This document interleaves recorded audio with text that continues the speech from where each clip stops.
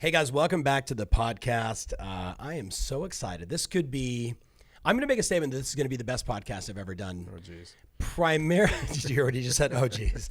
Primarily because we like each other a lot. We know each other well, and we didn't prepare for anything, which is oftentimes where the best creative work shines. A jam session podcast. 100%, brother. So Marc Davison, founder and partner of 1000 Watt Consulting, without a shadow of a doubt, the best creative agency in all of real estate tech.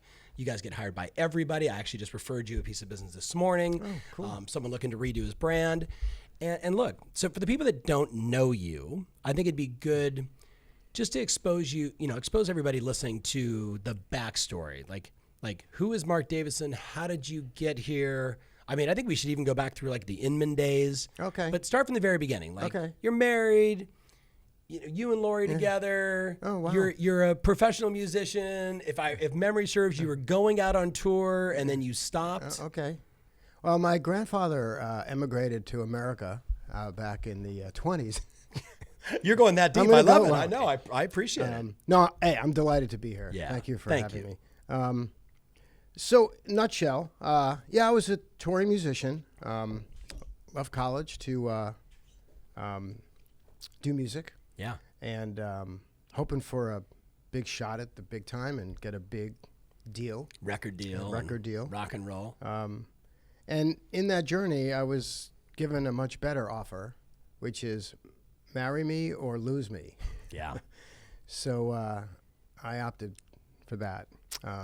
That was 38 years ago. Yeah. Yeah, so I married my sweetheart, my childhood sweetheart. We're still together, 4 kids. Yeah.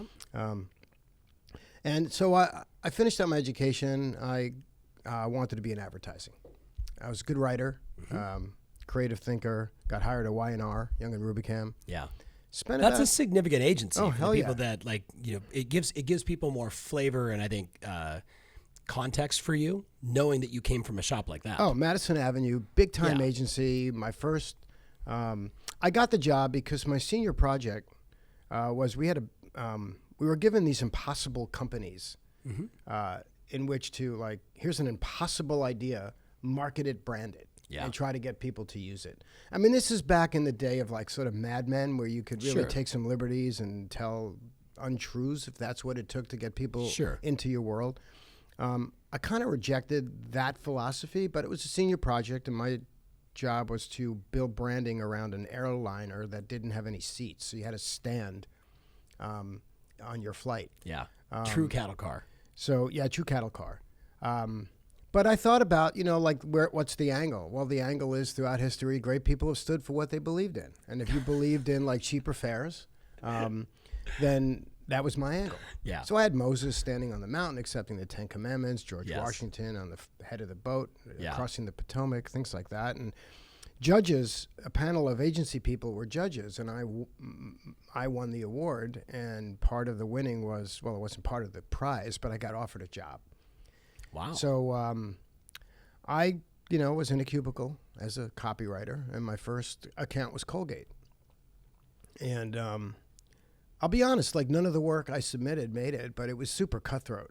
You have, there's Team Colgate, there may be 12 creatives on the team. Yeah. And it is ruthless. You go into pitch meetings with the account executive, and you're pitching ideas, and, if their ideas are not good, you're told they're not good. Mm-hmm. And so you also develop pretty thick skin. Yeah. And you learn the ropes. You learn how to do it. You learn how to pitch. You learn how to believe in your idea. You learn how to vet your idea. You have to think pretty deep. Yeah. And sell it. First, you got to sell it internally, and then you got to sell it to the client. So that was cool. How many years did you do that? I did that for almost 2, but I didn't like working for somebody. I didn't like the constraint. And I think a lot of people in real estate might relate to that. Oh, yeah. I didn't like the constraints of, 9 to 5, or in the agency world, 6 to midnight. Mm-hmm. I didn't like sitting in a cubicle. I was a musician, so I liked the more free reign. And I found inspiration. Back then we didn't have computers, but I wasn't inspired sitting at a desk. And even in these group creative meetings, I felt a little stunted. I'm better off on a mountaintop, just conjuring up whatever. Well, on your bike or on my with a bike or guitar in your sleeping, hand, even jamming, whatever. Yeah, when my mind's not totally Yeah. like forcing a creative idea. Yeah. So I started my own agency, and I went back to what I knew, which was music. So I wanted to work with artists, and I came from that world. My dad was in show business; he was an artist manager, so I had that in my blood. I understood that. So I felt like managing talent, building their brand, building their story, getting their act together. It's no accident when you see a good act on stage and they got it together, that it's figured out. And I did that for up until 1997. So were you working mostly with like startup talent or established bands and musicians? No, trying we to were. reinvent It was all themselves? startup. Good question. Yeah. We would roam the clubs, find scout talent, and I had an ear. I could tell what could be because I had done it, so I kind of knew like what I was looking for. And you'd any notable names that you can drop on us here? No, I don't want to do that because I don't want to be tied to that. But I did work with some notable bands. Okay, that's fair. And there was. Okay, I just got to interrupt. This is the kind of podcast I love because if you're listening, Mark knows himself and is very comfortable in his skin. So I'm like, hey, would you drop some names? He's like, no. Right? Where like the average person's going to go, yeah, blah, blah, blah, blah, right? But I love that. Well, I appreciate that. And, the name I will drop is a band called Last Tribe, which is sort of unknown. But at the time, they were very known. They were hugely popular in New York. And we got signed to an indie label that was distributing through Sony.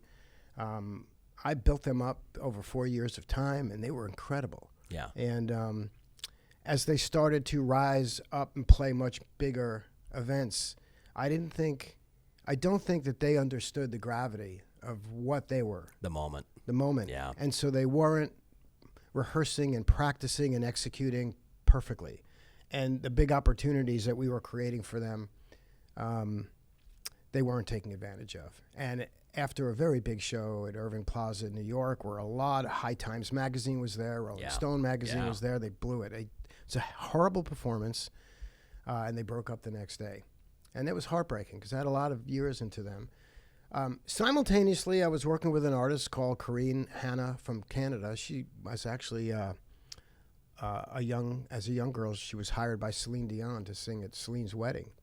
And we got her signed to Jim Steinman's label. He was the songwriter for Meatloaf.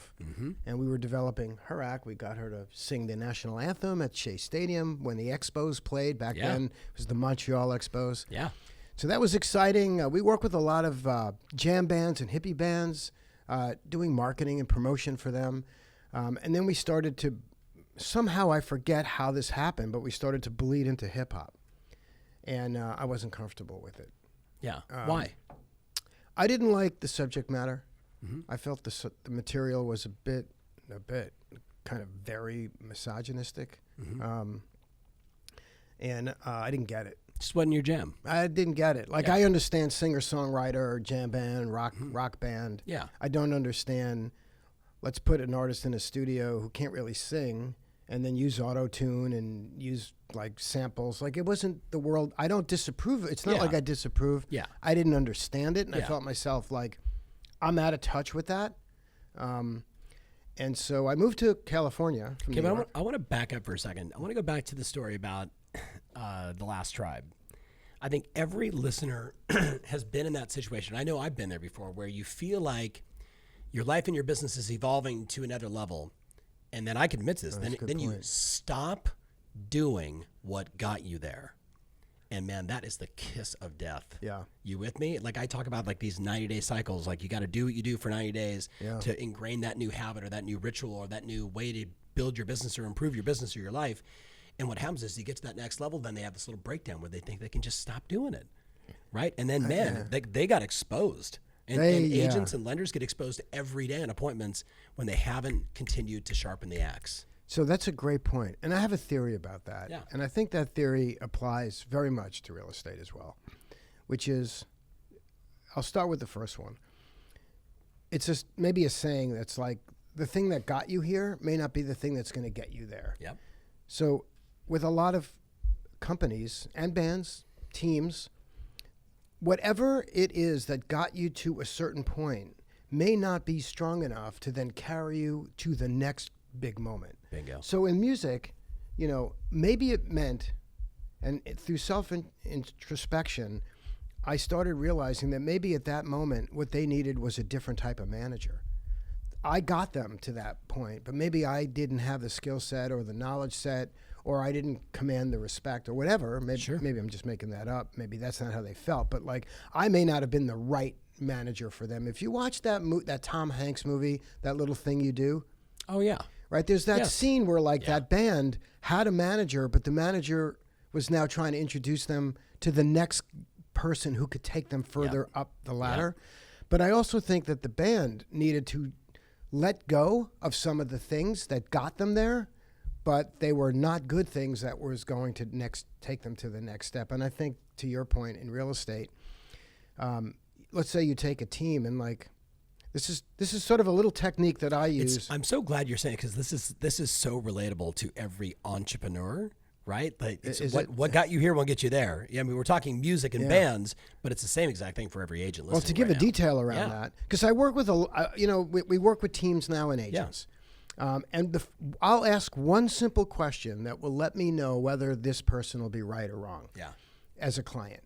Have you ever worked with a coach or a mentor or an agency? And if I hear, no, I've done everything myself, I don't want that as a client. Because 100%.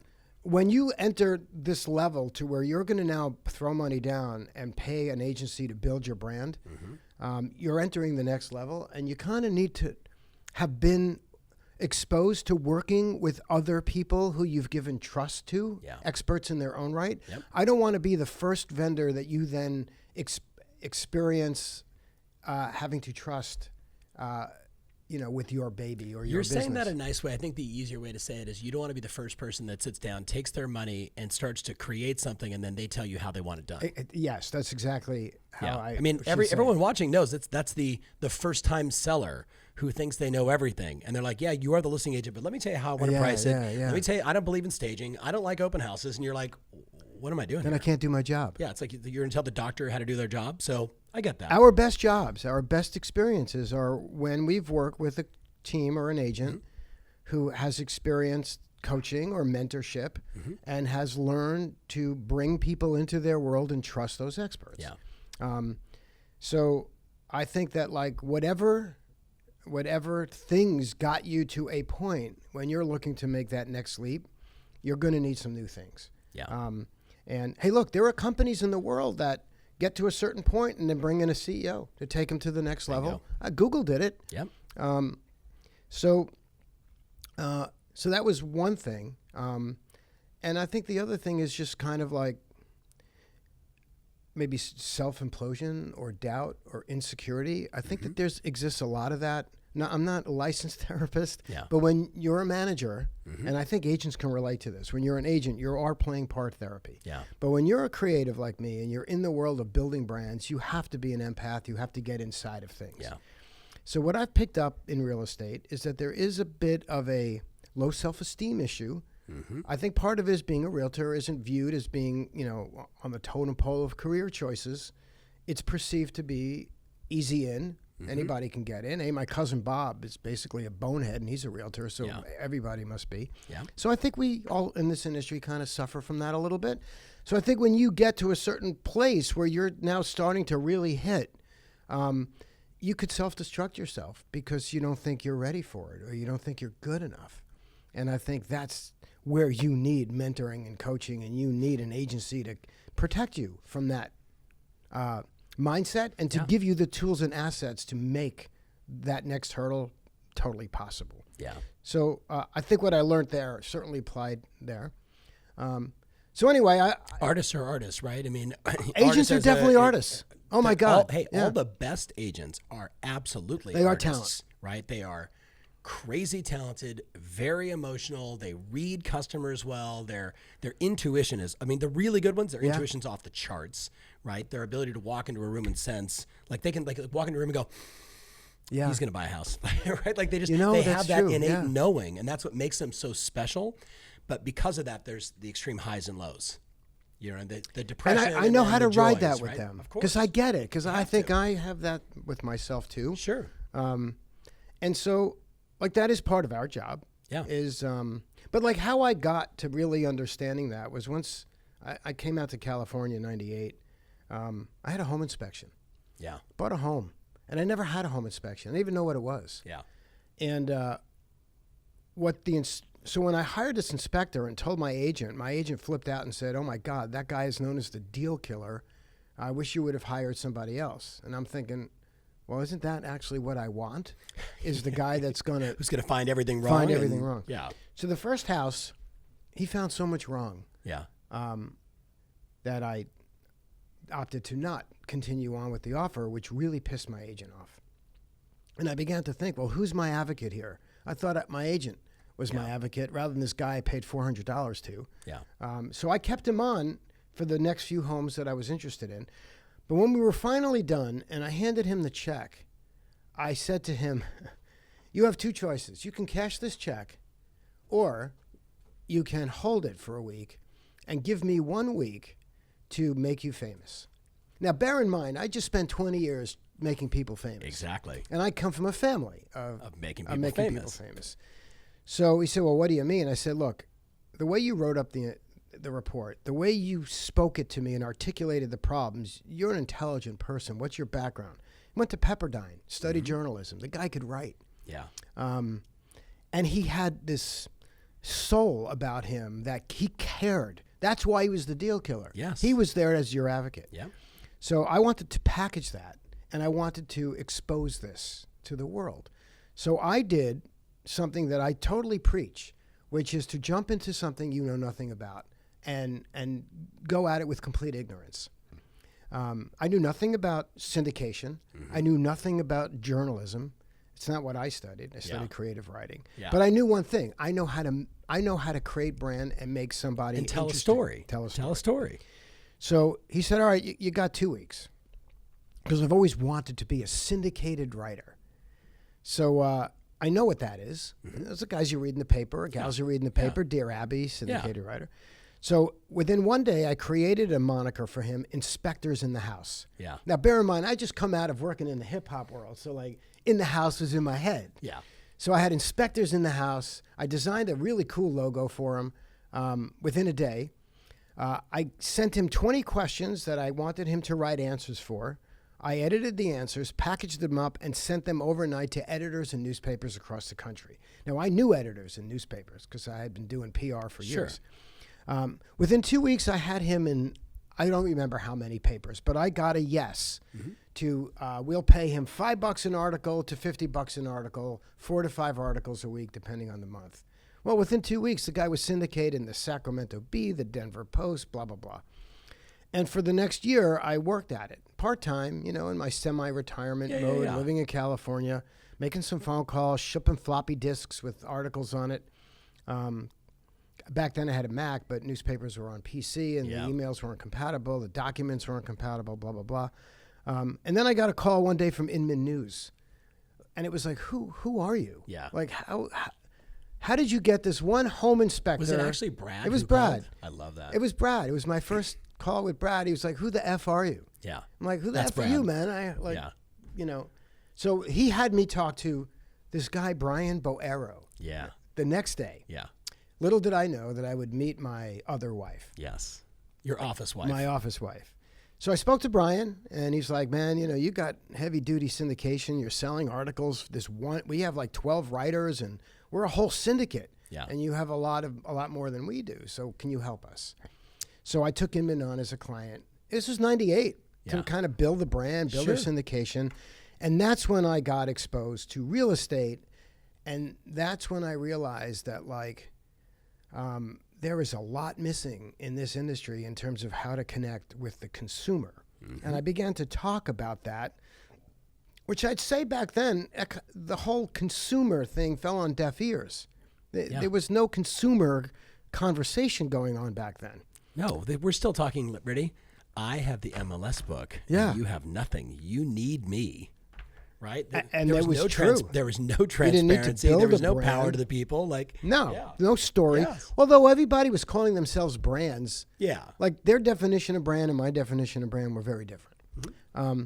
So I did them in for a bunch of years and got to know everybody and got to meet everybody. And I got to say that like some of my closest friends, including you, in my life are people that I've met in real estate, not music. Yeah. I really acclimated well to this industry, although I was and have been and still am and will probably always be a little bit of an outsider oddball in this industry. Yeah. But that's okay. I'm me. I do what I do. Yeah. And so after like 5 years of Inman, I wanted to go back to my roots of like working with Agency. companies. Yeah. I know agency. Yes. So I joined a very young startup who was building tech enterprise websites. And I met with them, and my idea was instead of just building GenStar-like websites or advanced access-like websites, let's go custom, man, and build branded websites. So let's interview the agent, interview the clients, the broker, find out what really makes them tick, ask them the right questions, and build and design around what makes them different from everybody else, which is what they believe internally, not what they do, which is sell real estate. Yeah. And hence that company, VREO, had a great 5-year run. We were the first to do, we came out with an app for e-signature software, a little bit ahead of its time before DocuSign. Yeah. But I was getting really itchy to not sell and be a vendor of product. Yeah.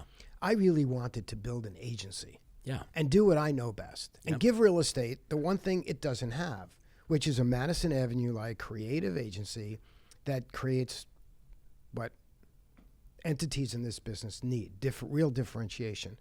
So I spoke with Brian, he then left Inman and came to be the CEO of Rio. I said, let's go do this together, you and me. We're well known. We know the space better than anybody.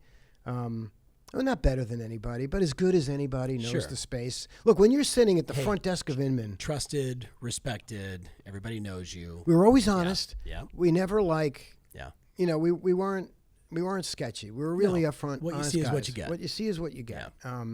We didn't say, hey, use this company, it's a good company, and then take a little piece of that referral. Like, we would never do that. We never do that. And look, some people do. That's just not us. So we launched 1000 Watt in 2007 amid the recession.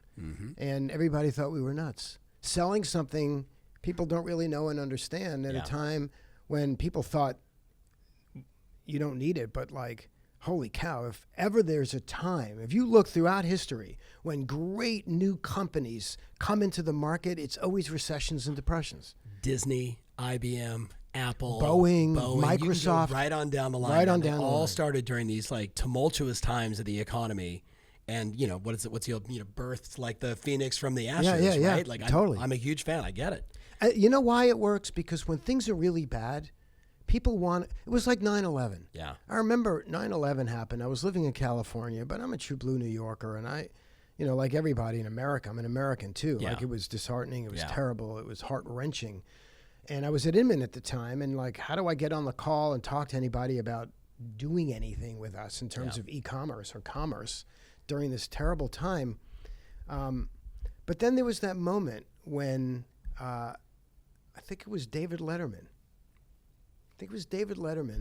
Who was pretty much hosting a pretty somber show for a couple of weeks, went out and did some comedy on the David Letterman show and kind of allowed us to laugh again and become Americans again. And I think that during recessions and depressions, people look for companies that go, screw this recession, I'm going to bring something new to the table. So like I wanted, that was in my head too, like real estate shouldn't fear anything. This is a moment to grab onto a good idea, which is your idea, and build while everybody is battening hatches and not spending a dime. Here's where you can spend a few bucks and get an edge.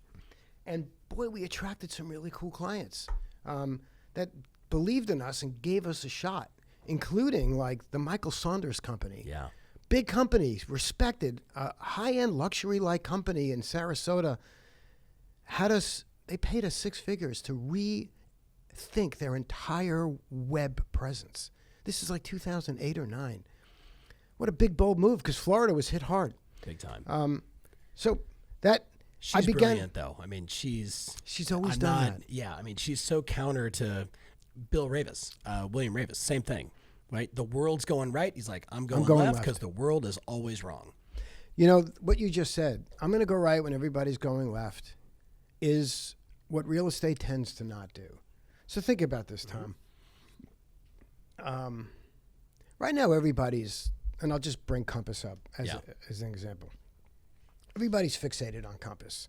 Everybody's fixated on iBuyer. The boogeyman. They're fixated on these boogeymen. Yeah. And so what they're trying to do is replicate. So they're doing two things. A, they're so fixated on it, it becomes the water cooler talk in office, at conventions, and conventions are capitalizing on it because they put people on stage to talk about it and feed that frenzy. Yeah.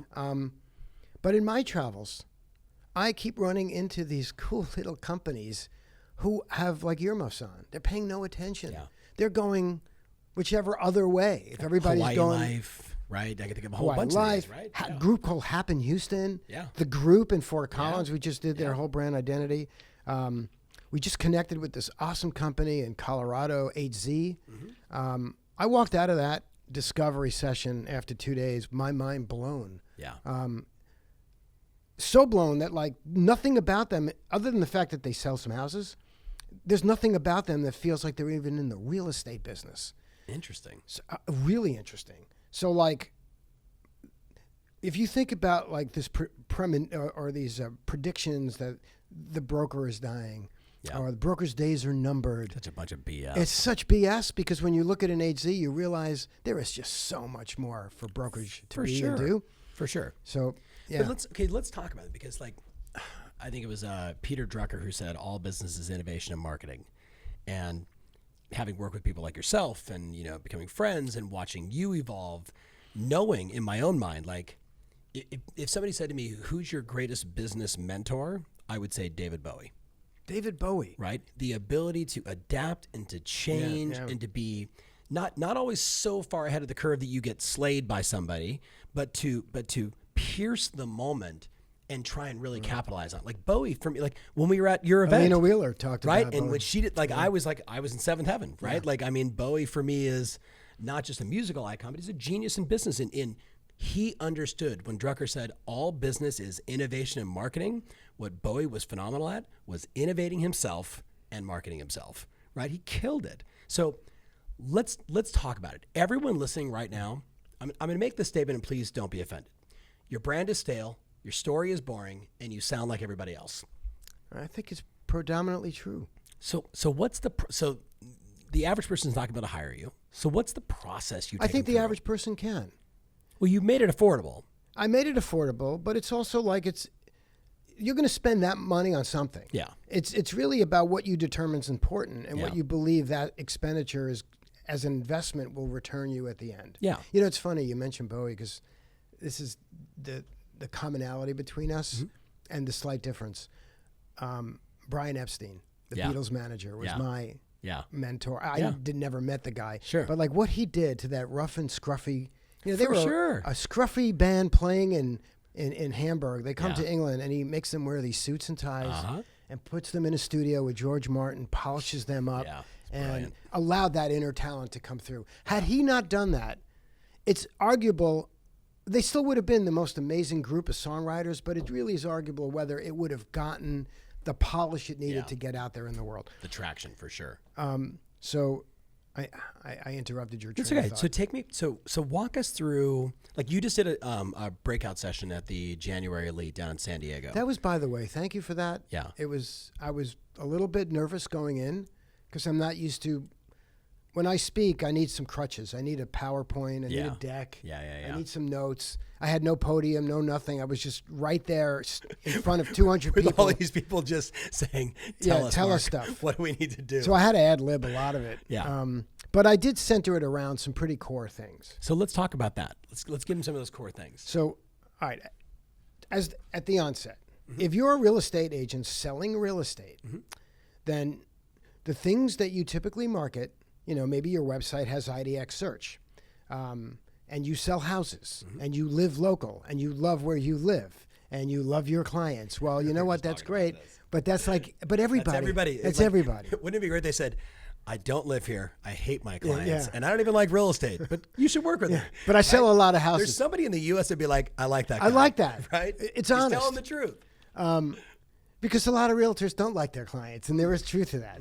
But like in a world where, listen, if you go and look at brokerages in a marketplace and just hop from one brokerage site to another, they're identical. The only thing that's different is their color. Yeah. Many of them have a name, and the name is the name of somebody, usually the founder. Yeah. It's Bob's Real Estate or Bill's Real Estate or Susan's Real Estate company. With one is red, one is blue, and one is green. But like everything else is exactly the same. So like, how do you separate out? Yeah. Well, this is going to be, on one hand, maybe a little mind-blowing, only because it's just so obvious. As people, we all have arms, we all have legs, we all have eyes and ears and noses, and we all like eat and do the same stuff. So what makes us uniquely different? It's what we believe. It's how we think. It's our perspective on the world. Yep. And this is like a core secret to brand building, is if you could pry open a company and actually find out what their belief system is. I call it the worldview. Yeah. Like, what is your worldview? And a worldview is basically it's a couple of components. It's the problem that you see in the world and the solution that you come up with to make it a better place for people. Say it again. The problem you see in the world. It's a problem you see in the world, and it's the solution that you come up with that makes it a better world. So I'll give you an example. Give us an example. So think about REI. REI is a department store that sells department store stuff. Yeah, gear. But what makes them so special? Why do people love REI? Well, REI has a worldview. Now, it may not be as explicit, and a worldview normally isn't explicit in terms of a complete sentence, but once I tell you what it is, you're going to see evidence of it everywhere. So REI's worldview is that the planet Earth is hurting. We're hurting our planet. And the reason why we're hurting our planet is because we don't spend enough time outdoors in it. So their belief is if we got to spend more time outdoors with gear that makes us enjoy the outdoors more, we will be better human beings and the planet will be better for it. So where do you see that worldview? Well, look at their slogan, opt outside. Yeah. Look at their actions. On Black Friday, they close and send all their employees out. Now, yes, it's a marketing gimmick, but it's a marketing gimmick based on their worldview. Bingo. So it's authentic. Bingo. So, Apple has a worldview. They believe that products should be designed to be flawless, that products shouldn't need long lessons on how to use things. It should be, like a 2-year-old should be able to pick up an iPad, which many of our 2-year-olds have, and can figure out how to use it immediately. Intuitive. They should be super intuitive and elegantly designed. And so that's their worldview. And as a result of that, by using those products, you're telling the world that you not only believe in elegance and beauty, you assign that brand vibe to yourself as well. It's why so many people in real estate gravitated toward Apple products, because they wanted to project what people's perception of Apple was. Yep. So we can go through many companies, and most I'll probably know what their worldviews are. The most obvious are like companies like Starbucks. Their worldview is that, they want to create that third place where you come and can just do your thing, not just drink coffee, but really work, listen to music, congregate, have discussion. And they have been, over the last 30, 40 years, trying to build that third place for ourselves, and they've succeeded. And so on and on and on. It starts with and this is where brand starts. It's if you're going to be a realtor and just say, I'm going to get my license because this is a way to make money, you're going to be like everybody else. That's your worldview. Yeah, that's your worldview. You are going to be stuck in with the masses. But if you could go through a process where you can conjure up, and it's through a lot of questions, but what problem do you think, what is your skill set what is your special superpower that you could bring to a transaction that because of this thing that you do, you can assuage people from the problem they're currently experiencing in real estate, well, that's a worldview. And then you can take that and begin to build upon that and expand upon that. And is this where language like being able to say we're the only, like we hear so much about like if you can have that only statement or if you could be the first as an example. Yes. And I would argue it's more powerful in my opinion to be we're the only company who does X. We asked this one question. It's first best only. Yeah. So what are you the first at? What were you the best at? What were you the only at? And sometimes we get an I don't know. Yeah. Because, these things, these interviews that we do, they're not tests. Yeah. You're not being graded. In fact, the more you say you don't know, the more you're willing to just put your trust in our hands, the better the work's going to be, because how could you know that? Yeah. Well, you might know what you were the first to market to. You might know what you're best at, but some people don't know what they're best at. No, they're busy doing what they do best, which is selling houses. Or, hiring agents and, doing what they do. But that might not be what they're best at. What they may be best at is crunching data. Yeah. They may just be look, when you look at like power teams, and I know you specialize in that, and so you've probably diagnosed and coached that within a team structure, there's one person that's so good at one thing that's all they should do. They shouldn't be saddled with doing something else. So the fringe benefit of the work that we do is that not only do you get your brand story right, but you get to feel and figure out the structure of how you should structure your company. So you only do what you do best.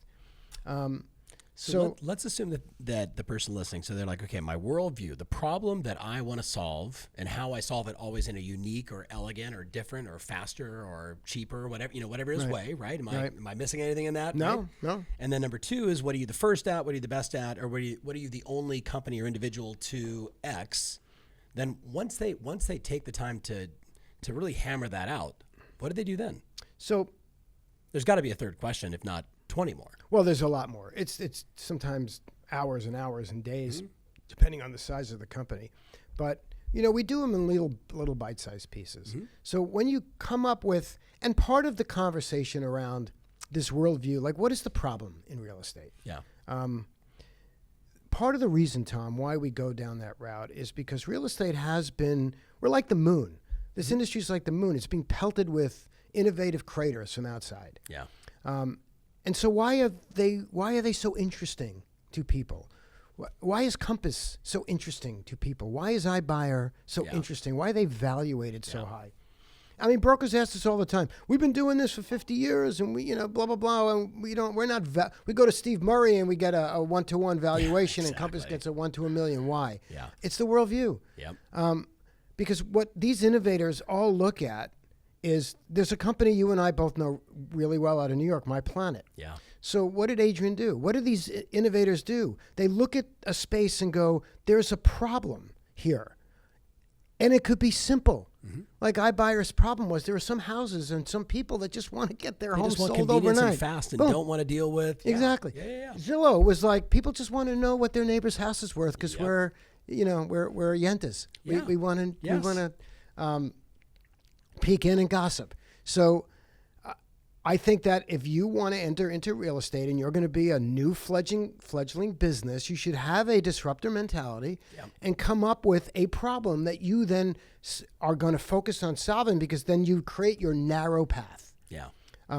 So we're not only trying to create a worldview, we're trying to create sort of a trajectory for your business. So I don't know if you've met my buddy Jay Abraham. Jay's been a mentor of mine since like 1991. He's the king of direct response, all things direct response marketing, right? He would say he didn't do all that great on the internet stuff, but when it came to running newspaper ads, television ads, print, direct mail, like $22 billion in sales. Jeez. And then he stopped counting, and that was like in 1990. Wow, impressive. Right? So he and I were chatting a couple nights ago about like 9 different positioning strategies, right? Like we do the more for same, we do the more for less, out marketing your competition. Like he just rattles off 9 of these different things. And we actually teach 7 of them to our clients. Is the intent here to create that when you talk about sort of piercing through the noise, creating that positioning statement that cuts through the noise and has people say, I understand you, that's what I want? Yeah. Why do you think most people resist that? Like I have my hallucination. I I think maybe because it's structure.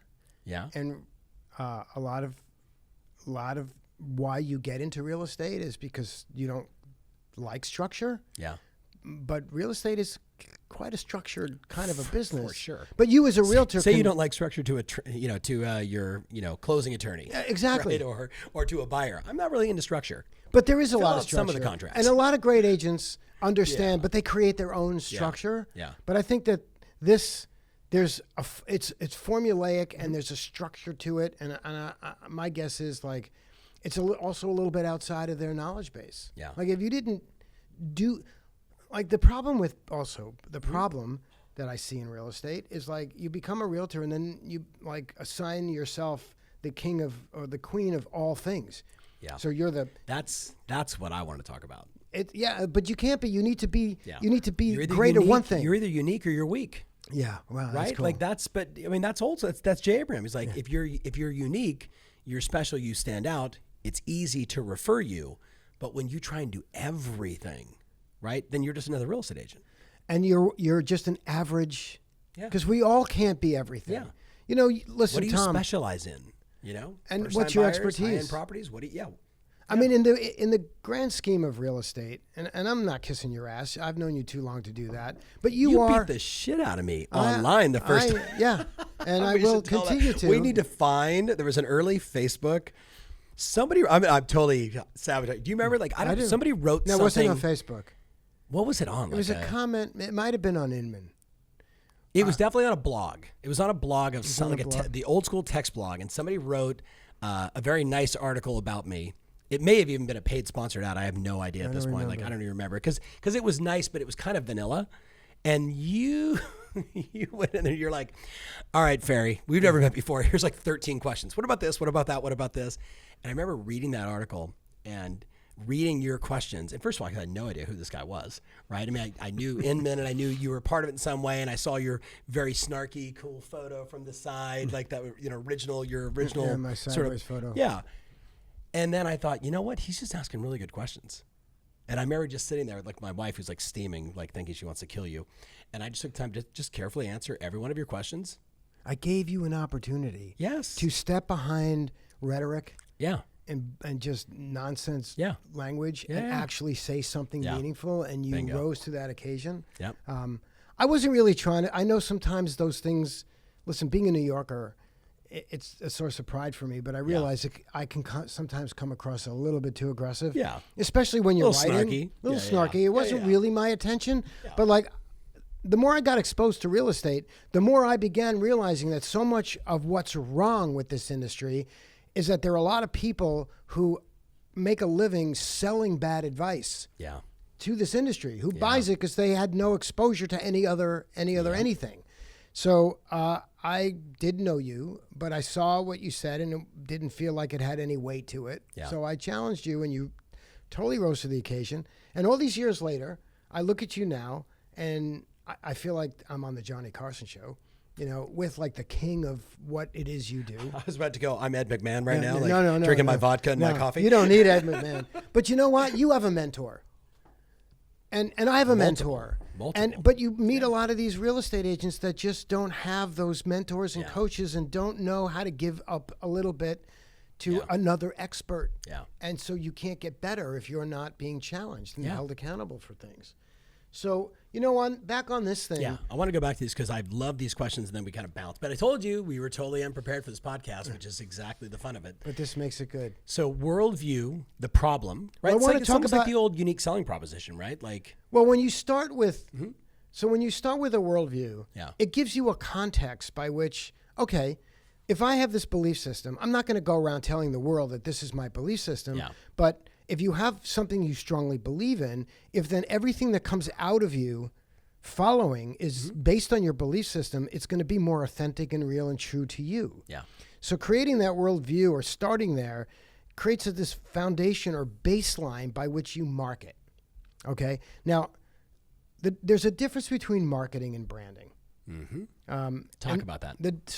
What marketing is the vehicle you use to get people to buy something. Yeah. Branding is the vehicle you use to get people to believe in your marketing.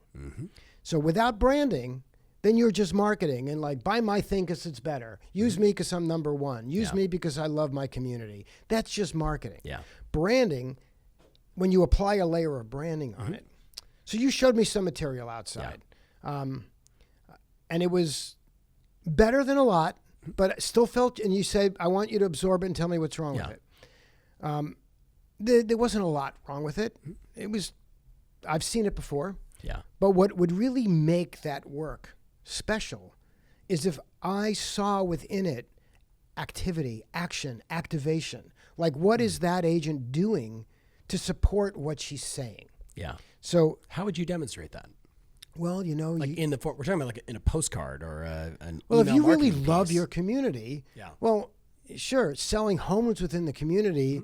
Look, I can sell homes in your community, and I don't have to love it. So if you love your community, you have to go beyond just the selling of the home. Yeah. There needs to be other things that you do. Yeah. Like, how do you demonstrate loving your community? And that's so people say she loves her community.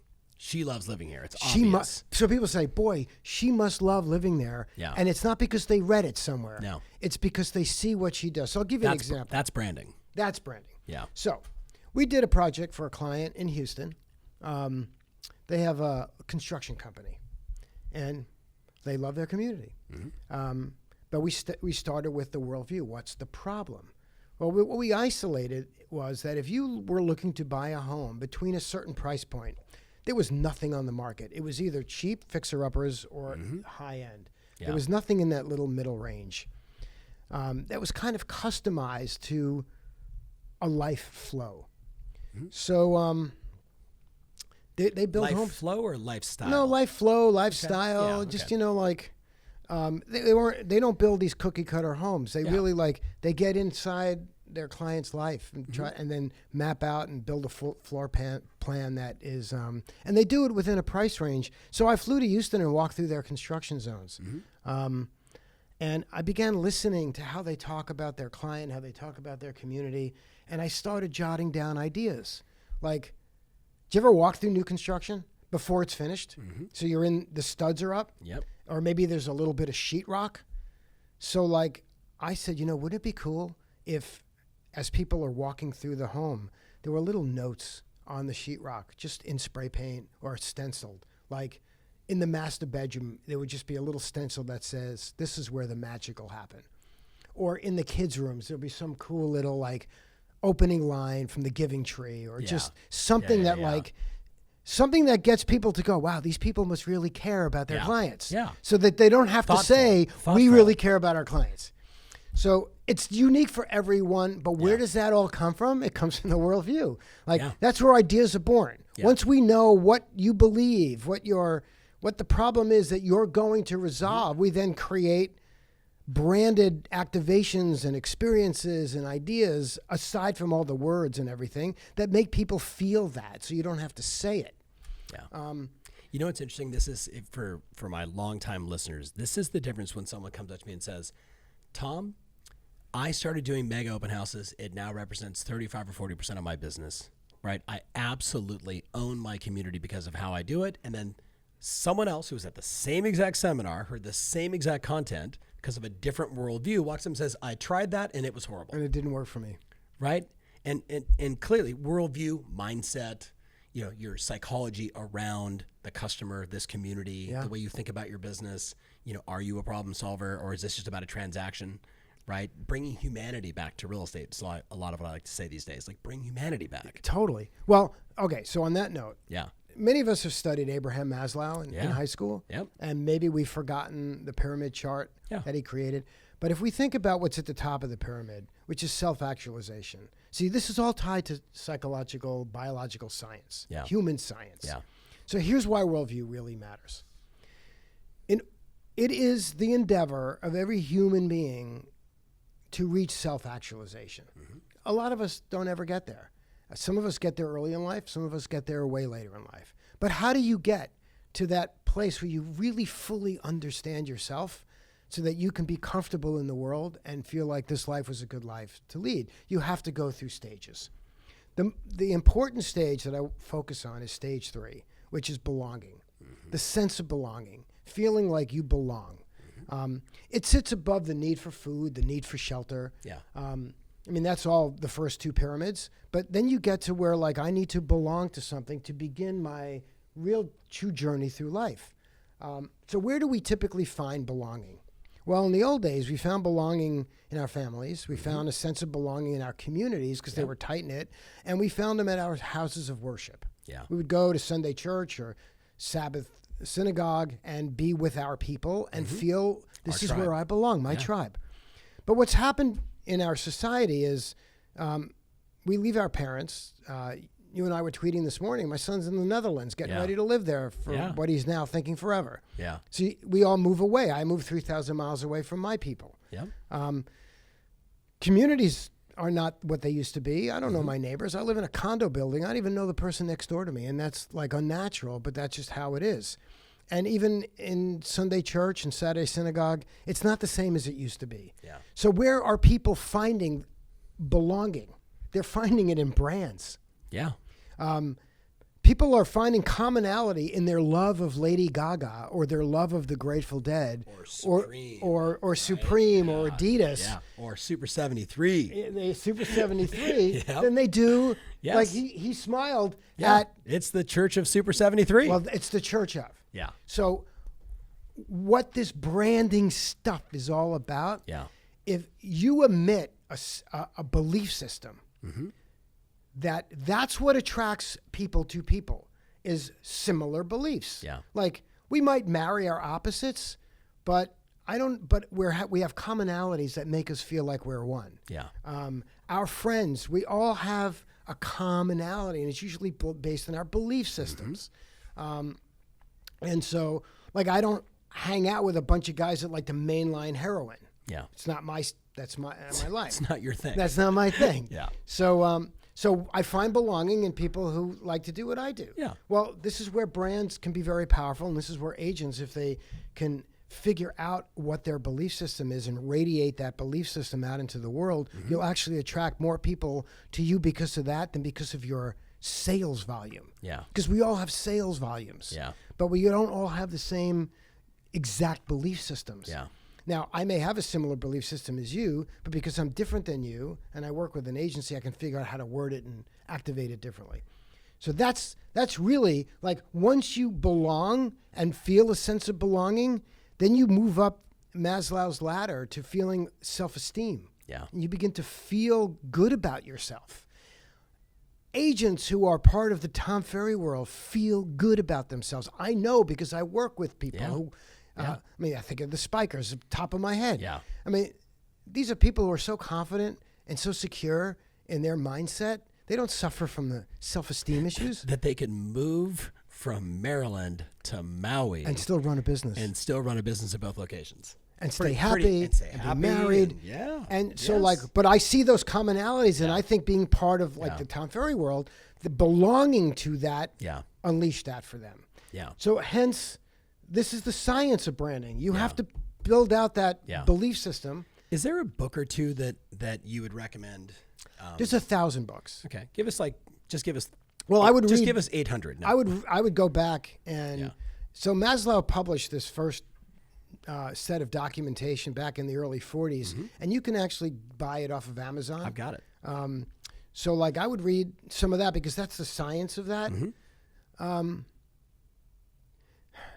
There's no one book. No. It's a lot of books. But I mean, like the 22 Immutable Laws of Branding, or I mean, it's a great book. Simon Sinek's Start with Why. I thought that was an excellent. The TED it was Talk, an excellent book. The TED Talk was enough. You got it in 18 minutes. I didn't need to read the book, but I know. I still and read you it really anyway. don't need to read it. Yeah. But he's only touching on a little bit. It's the tip of an iceberg. Yeah. So I think, yes, I can recommend lots of books, Yeah. but with the caveat that you can read a lot of books, but if you don't have like 10,000 hours actually doing this, Yeah.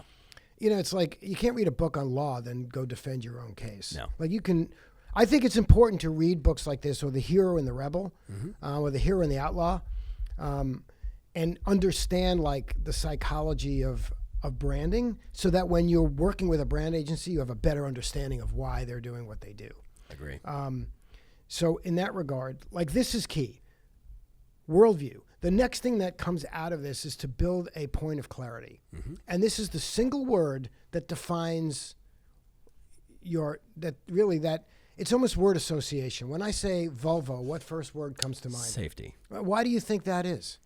I don't even know, because I don't think I've ever even seen it in an ad. No, but that's the whole point. Yeah. If I say just using cars, BMW, what's the ultimate driving machine? Precision engineering, ultimate driving, and on and on. Like if I say a car, this is an interesting one, Lincoln.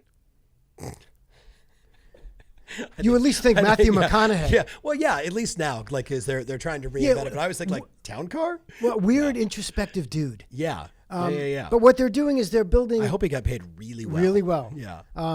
But so that's a little more subtle. Yeah. But very different than safety. Yes. Like if you're into safety, you're not buying a Lincoln. No. But if you're some weird, introspective dude. Yeah. Or a Subaru or what, like Subaru's all outdoors. Right. Exactly. Outdoors. Yeah. So the reason why you need this is in a crowded marketplace where every automobile has the same exact features and functions. Yeah. How do they market? Yeah. So Volvo has picked safety, but they picked it very early on. Safety was important to them. It came from their worldview. When you're driving, you should be safe. Yeah. Volvo's got over 100 patents, including like airbags and seatbelts. They invented the airbag. They invented the airbag. Yeah.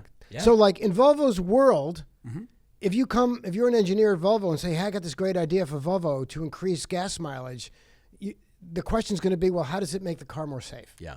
So that's again, that's keeping the you narrow. filter. That's the filter. Through. Yeah. So that's how your worldview begins to. So how do you get to that single point of that? You described it differently that maybe I wrote it. Point of clarity. Point of clarity. How do you get to that? Well, it's a process. Like it's because you know what they're going to. Honesty. Yeah, but that's not a single Integrity. point of. No, so here's my answer when they say that honesty. Yeah. I go, no, honesty is just a table stake. Yeah. Like that can't be your point of clarity. I'm not busting your chops if you have this on your card, but really, if you have to write on your card, are you looking at people? No, you look over here at these people. I'm busting your chops because that's a table stake. Yeah. Ethics. What do you mean that's a table stake? It's a table stake. Like we were all supposed to be honest. Yeah. Yeah. Like that's why the whole ethics thing is to me a joke. Like. Yeah. We're all supposed to have ethics. Yeah. That can't be your brand thing. It was implied. Yeah, it's implied. It's like good communication. Well, of course. Yes. Like it needs to be. Now, point of clarity doesn't have to be sexy. Safety's not sexy. No. But you can do sexy things with it. Go back and look. But you know what they stand for. It's clarity. Point of clarity. It's clear. And then you can do interesting things with, so like that, those Jean-Claude Van Damme videos of him straddling two trucks as they spread apart in his legs. I was like, where's he going with the John Michael? Well, that was sexy. I was like, that was intense, that. man. So like energy could be cool. Yeah. Well, how do you get to a righteous point of clarity? Yeah. You can't do it yourself. Yeah. You need a specialist to do that. And I'm not doing that. I'm not saying that to sell my wares. It's I can't even do that for my own company. Yeah. When we did our own branding, we put a team in charge of doing that because I couldn't do it. Yeah. It's too close. Too close to it. Yeah.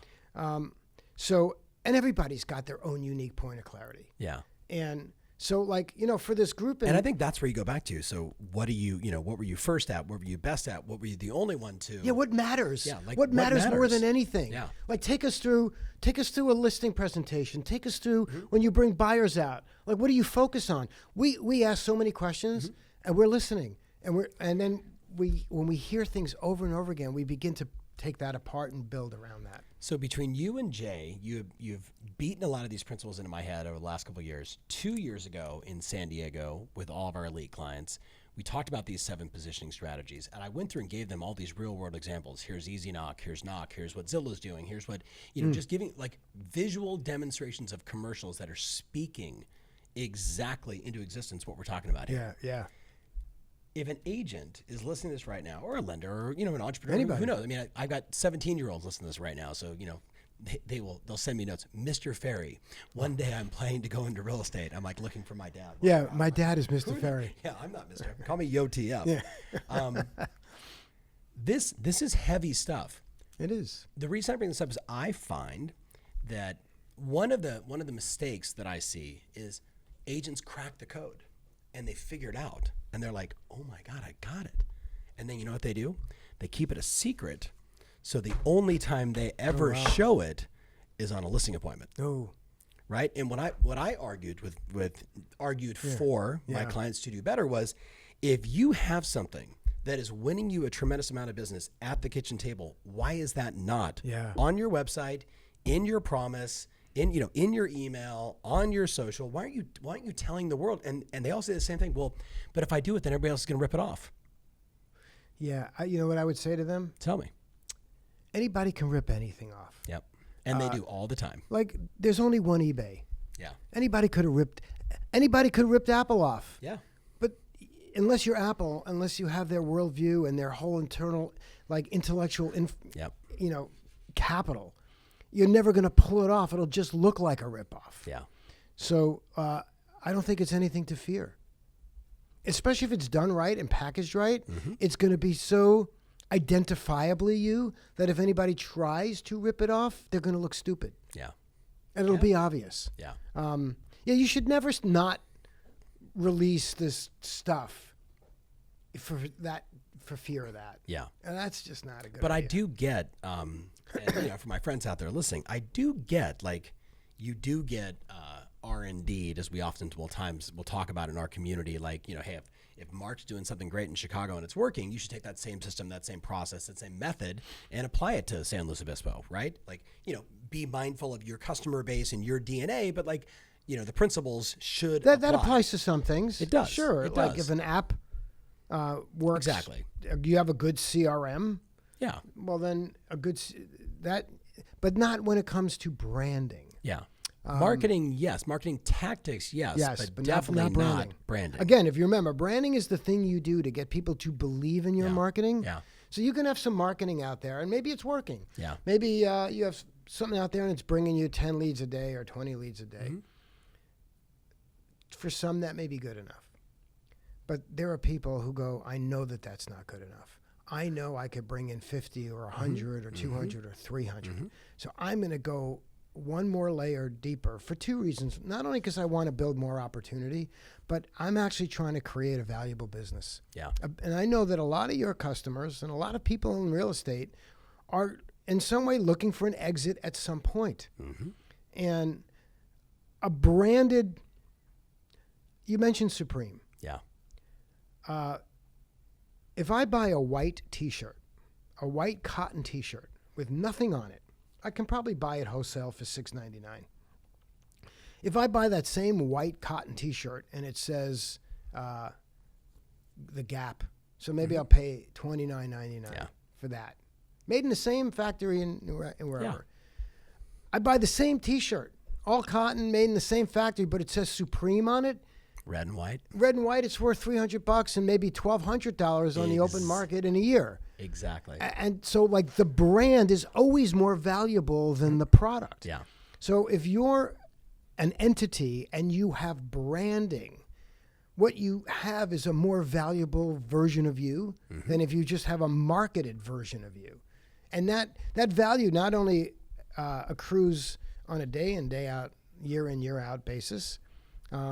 Look, your clients see increased volume year after year because you're teaching them how to market. And they're getting better and better at marketing. If they built a brand layer on top of that, their sales could be exponentially higher. So let's talk about that, because one of the initiatives I've had for the last couple of years, I look at our own success with the Tom Ferry Show, with now, this year now podcast and Mindset Monday. We're doing 5 original pieces, like 5 shows basically every week. Wow. And what I've been on my clients with the last couple of years is you need to create your own show. So the language I've been using, and I would love your feedback on this, is you need to figure out how you're going to scale trust, right? So so if you thought about your clients and you thought about their problems and you thought about your worldview and you produce a piece of content once a week and then you display it everywhere that you can, what I tell people is I don't care if it gets 58 views or 5,800 views. If you got 58 views on that Instagram little video you did, that was 58 phone calls you didn't have to make. That was 58 direct mail pieces you didn't have to send. Absolutely. But if you did make the phone calls and sent the pieces, those things begin to overlay and you create, which is the one thing that I think they want more than anything else, which is trust. Trust. To be that trusted advisor that, hey, we all got a friend in real estate, but man, you got to call Tristan.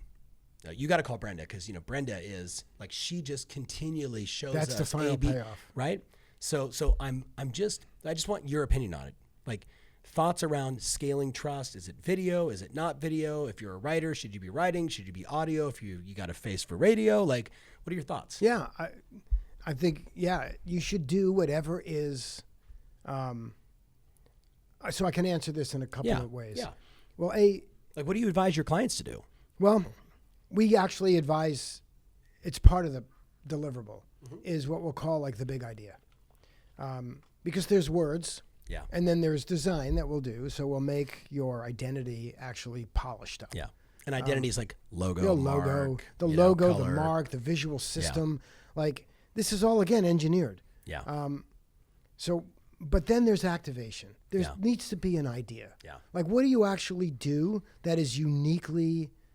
I wish Peggy Lynn Spiker were on this call right now because we gifted her with an idea that when we gave it to her, she teared up because it was so righteous for her. It was so perfect. I mean, it's not like it required a lot of thinking on our part. She literally almost gave it to us without saying it. She personified. I remember it. So we came up with a slogan for it and polished it and wrapped it. Yeah. It's an activation. So she's now going to go out and do this thing. Yeah. It's all custom.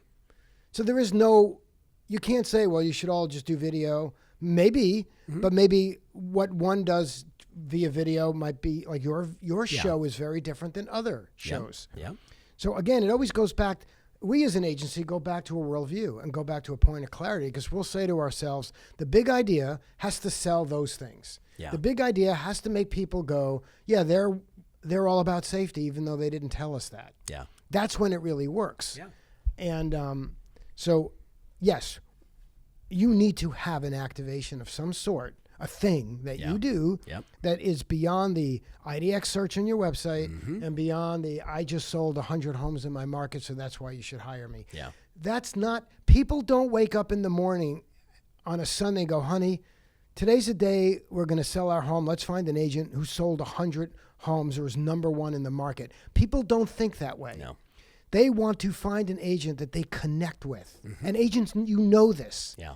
You know this. That's why so many of you pose with your dog or your horse. Right. Or you're leaning into one of those things. Now, granted, that's a little bit cheesy and tacky as the way to execute that. But if that's important to you, if you're really into dogs, well, we want to know, do you support a local kennel? Yeah. Like, have you adopted dogs? Like, what do you actually do? How can you activate? Can you work with a local kennel so when somebody goes to adopt a dog, your company pays for the shots? Yeah. Or they get a little beautiful first month kit of dog stuff via your company. That's an activation. Yeah. That's how you then prove you're into dogs, not just posing with one, because anybody can do that. Bingo. Once we start getting into deeper layers, sure, you could say, well, anybody can do that too, but I would argue, no, the people who don't really love dogs, the people that are if it's inauthentic, then everyone's going to know it, right? Exactly. Like, everyone's going to be like, oh yeah, whatever. That's a marketing gimmick. Now, there's also the competitive analysis that we have to do, which is tell us about your top 5 competitors and what do they do? Yeah. Because in the end of the day, you can't be competing against everybody. You got to be competing against a small group of other competitors. And once we analyze those people and figure out what generic nonsense they're doing, we can then set you on a track that's going to put you so far ahead of them that the best that they could do is either copy you or maybe realize we better step up our game, and then you got to step up your game. And that is the world of like being a real business, a real entrepreneur. Yeah. You know, here's a good example. BombBomb. Yeah. If BombBomb were called Video Email Leo, some stupid name. Yeah. Like, who would care? Yeah. But it might describe it better. It might describe it better, but like, but that's boring. People don't agree. don't like that. But BombBomb is just so like big. Yeah. It's an explosion of energy. Yeah. It makes you want to be part of it because it's so interesting. Yeah. And I would say that the brand BombBomb is way more valuable than the product, because I can develop an email marketing tool in a week. Yeah. But if I don't call it something, as that cool as BombBomb, sexy, how am I gonna? Yeah. So that branding is Boomtown, another good name, right? Exactly. Although it's funny. I was talking to Boomtown a few years ago, and suggested that they ought to think about changing their name. Yeah. Because there was a trend, Yeah. boom. Everybody was a hashtag boom, boom this, boom that. Yeah. I never understood that, Yeah. but I don't understand a lot of trends. But that trend is gone now. People don't say boom anymore. Yeah.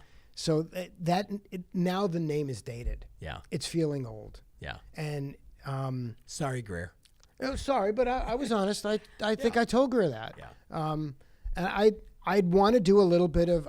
I said if we were to work with you, I'd want to do a little more research on that and ask your clientele if that word actually feels right for what the brand is. Yeah. Sometimes a brand does have to change its name or change something because the world has moved on. Bingo. Bingo. And I mean, we've changed our logo 5 times since our inception. You've changed your logo a bunch of times. You got to switch it up. And I wanted to ask you that. I mean, is there a too much where it either never gets connected, like the clients don't understand it because you just keep changing all the time? Is it 18 months? Is it 3 years? Is it 5 years? Like, that's a good question. Is there a sort of an optimal time for that facelift? There is the optimal time for the facelift is either when your market has changed or the marketplace has changed or you've changed. Yeah.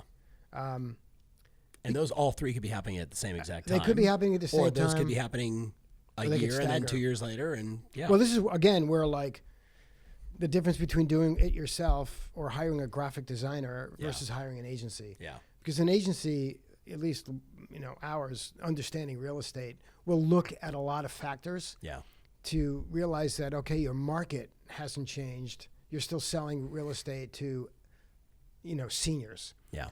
Let's just say we work with a team right now, and they only specialize in seniors and seniors' children.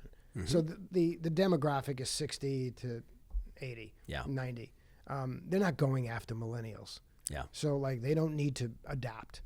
But you have to look at all the factors and then decide like, okay, X hasn't changed today, but X will change in a year or two. Yep. So we have to account for that and build out that system so that they don't have to keep changing. You don't want to change it every couple of years. No. Although if you do study, like, Uber's changed their logo 3 or 4 times since their inception, and they're not that old. Look at McDonald's. McDonald's is just now the icon of an app. I know. You notice that? Well, because... I mean, I'm not a huge McDonald's fan, but I'm like... you study brands, though. That's the app. Yeah. Like, that's very cool. Well, this is another thing you mentioned. Where do brands live today?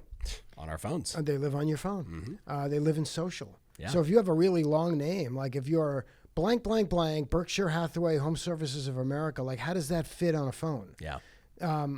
So like good brands and everything, but like you're going to need a symbol, some other mark that becomes you. Yeah. So, like you have to take that all into account. And so here's the thing. A logo, people get too tied to their logo. A logo is an employee. It has a couple of jobs to do. And once it's no longer doing its job, it needs to be let go and you need a new employee. So like, sure, you could have a love affair. I have a collection of my logos. I've had 5 logos since day one, and I've got them all stored in my office somewhere on a little poster.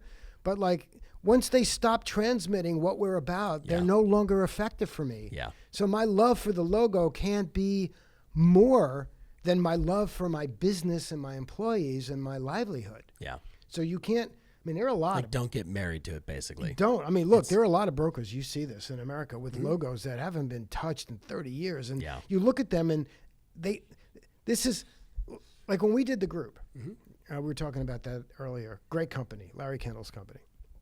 We spoke to the agents, and the agents say, the logo is a little comical.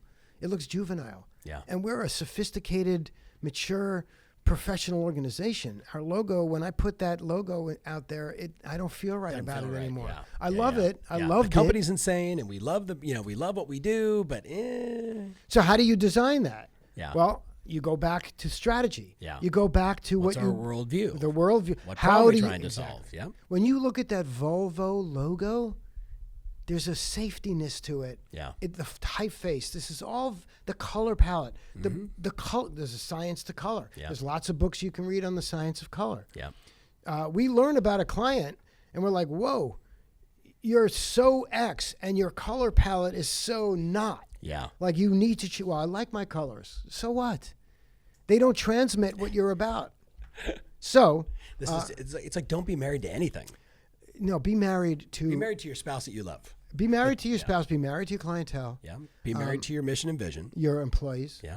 And ultimately the business. What does the business need to develop and grow? And ultimately get you out of, I know this, every business owner one day wants to have the business run without them having to be on it 100% of the time, 7 days a week. Yeah. This is a pathway to getting there. Yeah. This has been super awesome. All right. So as we get near wrapping up, it's actually been about an hour, I think. Wow, it's 2:00. Yeah. And you have to get on an airplane soon. I have to go get an airplane. I have to like take you to the airport. No, I'm good. Okay. So just kind of closing thought. First of all, if they want to reach out to you, what's the best way for them to reach you? What's your home number? My home number is, I'm at Marc, M-A-R-C, Yep. at 1000 watt, the 1000, Yep. WATT.net. Yep. 1000watt.net, it's our website. Yeah. They should definitely follow you on Twitter for snarky, Am I snarky on interesting. Twitter? I love it, man. I don't know yes, that you I'm are snarky. I'm not saying snarky like it's a bad thing. Okay. That's just I'm you. yeah, okay. Yeah. I mean, you're brilliant. You're interesting. I don't take shit. I So, love that like, too. Yeah. But So they should follow you there. They should follow you on Instagram. I don't Instagram anymore. Did you get off Instagram? When? I don't even tweet that much, really. Like, I go through a period of time where, okay, I got a bunch of things I want to say. I'll just say it all today, and then I won't go back to it for a couple of weeks. No, I don't really post on social. Yeah. I think every one of them should get on your email newsletter. Get the email. Everyone listening. Yeah, sign up for the blog. That's something that I am, We give I've got a away couple of those so much. The good examples. Case studies. We give away our thinking. I talk about how to do certain things. Like, I realize some people just don't want to hire an agency or can't. So, like, why? Our worldview is we think real estate's really important. And as a result, we want the best companies in real estate to rise to the top. Yeah. So I'll give you an example of that, how that worldview actually played itself out in the real world.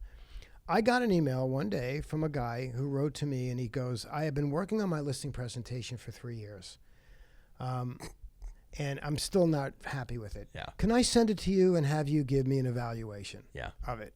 So I'm looking at this email, and I hit reply, and I write back, where can I send my invoice when I'm done? Yeah. That's Marc Davison. Yeah. Like, you just asked me to do for free what you've been working on for 3 years. Yeah, like I've spent my career getting this figured out, and you just want me to just stop what I'm doing. Yeah. All right. But I didn't send that email because in the capacity of my company, because he reached out to me at my company, that's not how my company behaves. My worldview is to help, and if he's really trying to be better, I have no choice but to help him. So I've been giving out my cell phone number. Now I've got thousands and thousands of people texting me. That's why you don't text me back anymore. Exactly. Okay, but now I understand. You do, but literally, and it's so I knew when you said that I know you. I know you too well to know that you would actually say, "Send it to me and let me take a look." No, I had right. To, right. So I said, "Dude, send it to me." But here's what I need from you. Yeah. I need these 10 things. Yeah. Because if I'm going to actually evaluate this 20-page presentation, I need to know, what I'm evaluating. Yeah. So I need to know your worldview. I need to know your point of clarity. I need to know your persona. I need to know if you've done any client, customer journey maps or customer personas. I need to understand, because how do I know if this is good or not if I don't know exactly who it is you're presenting to and from what what perspective, one point of view. Exactly. Yeah. Otherwise, what am I judging? Yeah. So I said, if you can send me all these things, I will go through everything, and I'll send you a marked up version of your listing presentation. So about a day later, he wrote me back, and the top comment was, now I know why your customers love you. Yeah. Had I sent my first email, he wouldn't have responded back to me, but he would have been thinking, what a jackass, which is fine. Like, for me personally, if that's what somebody wants to think, they're allowed to think that, but not for the company. So I got the right response. This is our reputation. He said, I don't have any of these things. So now what? I go, well, look, get those things. Work on those things first. Don't worry about the listing presentation. I asked him, how many listings do you get? He gets a lot of listings. and he doesn't have a presentation. So like, you know what? Don't fix what isn't broke right now. Yeah, exactly. Don't go out with a bad one. Yeah. Get me all that stuff, and when you get it, come back to me, and I will get this for you. And like, that's my point of clarity. My worldview kept me on mark. It kept me on brand. Bingo. Right on. That's me. I'm telling you, that's the same thing with this. You know, hey, text me 949-216-5466. It's going to light up right and now. a whole bunch of people, they do. I get waves because I'll say it at a seminar, then I'll get on the plane and I'll like respond to like 275 people. You know what I mean? On a flight from like, New York to back to LA. But you know what's awesome about it? But you like that though. It's real for you. But that's why I was doing that, 7 or 8 years ago when Facebook, Facebook would allow you to say, hey, I'm on a plane. Like, who's got a question, right? You know what it is? I don't like people that get too far away from their customers. Like, I just, in the back of my mind, like, it's stay on the streets. Yeah, I agree. Right? Stay connected. And you know what's great? Answering questions for 17-year-olds that are thinking about going into real estate. And then, quite honestly, I answer questions that are like, hey, my marriage is going this way. What do you think? Wow. And you know what it makes me, like, I tell my wife that, and she was like, oh my God, I can't believe somebody asked. And I think, no, how cool is it that somebody, maybe they just need to get it out there. But I would take it like, hey, I've earned enough trust and respect in the marketplace that somebody's willing to share that with me and then get my perspective. And, the answer for me could be, a giant text message back to him with a whole bunch of questions. It's a springboard to a much deeper converson. It's a relationship. I'm trying to scale trust. It's the same thing. I still do that as well. I don't go to conferences anymore. I know. Thanks for coming to ours, though. Well, I don't consider yours a conference. Okay. I go to Matt Beal's Hawaii Live workshop. Yeah. It's not a conference. Yeah. It's a bunch of really cool people hanging out. Yeah. And like, not to diss, there's some great conferences. Yeah. But I think that they've become more gatherings. Yeah. And I've gathered enough in my life. I've been with Lori, my wife, for a long time, 38 years. I travel enough for work, so I can't do all the conferences anymore. Yeah. But I also, and it's not because I don't want to be with people, because like I love our clientele. Yeah. I like meeting people. Yeah. But I also need to give other people in my company exposure into our world. Mm-hmm. And then I pick and choose the few things where I go. I went to your event and learned things. Mm-hmm. I go to workshop and learn things. Yeah. So I'm still growing. I'm still educating. And there are some events where like, it's the same speakers speaking again and again to a new audience, but like I've heard their rap. I'm not going to learn much anymore. Mm-hmm. And I'm going to end up staying up late, which I don't like doing. And it's long. Yours was a day for me. Yeah. The other conferences are 3, 4, 5 days. They're too long. Yeah. So respect to them, but I got to be picky. Yeah. But I do these one-on-ones, or people call me, or anybody that calls me, texts me, they know, they get me. And I'm with them until the call ends. Yeah. You've always been that way.